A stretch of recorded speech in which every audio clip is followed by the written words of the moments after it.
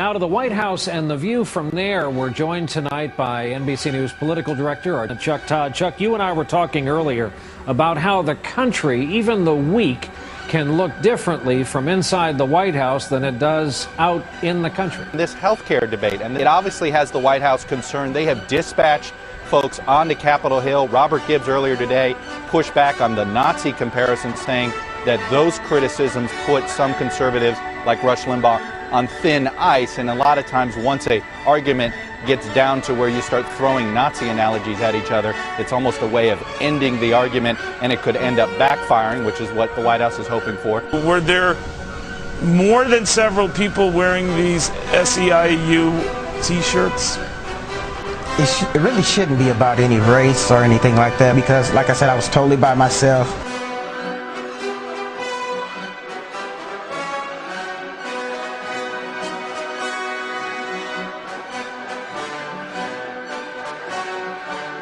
There was several people that were wearing the SEIU shirts. There were several individuals that were let in preferentially in a side door when other people who wanted to get into the gathering were not allowed to. These SEIU people, and there's video that's going virally on the web now that shows these people that are casually slipping in the door like they know exactly where they're going and exactly what they're doing.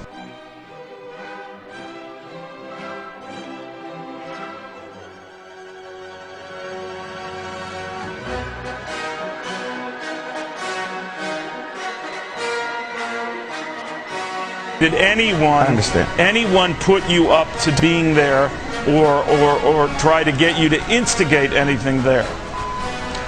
No, sir. No one put me up to this. This was of my own free will.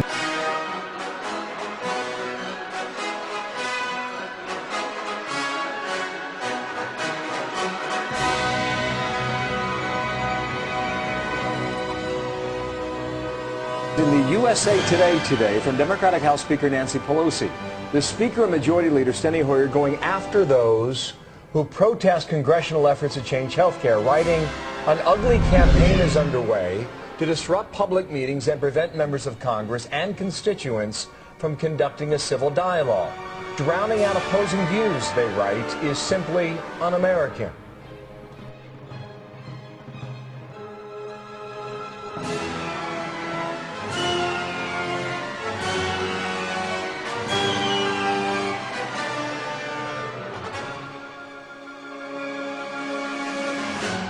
Why would you guys try to stuff a health care bill down our throat in 3 to 4 weeks when the president took 6 months to pick what he wanted for a dog for his kids?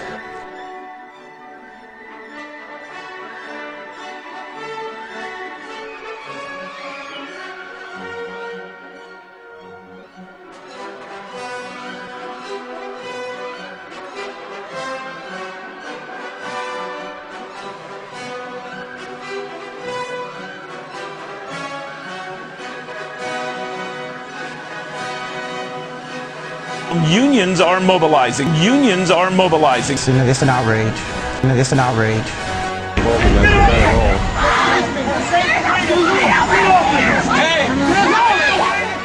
All right, now it is getting violent. The uproar at these meetings it's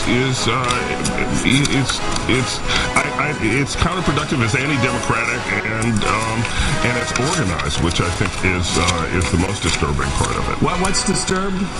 Just disturbing that it's organized? Because I know unions have never organized rallies like this.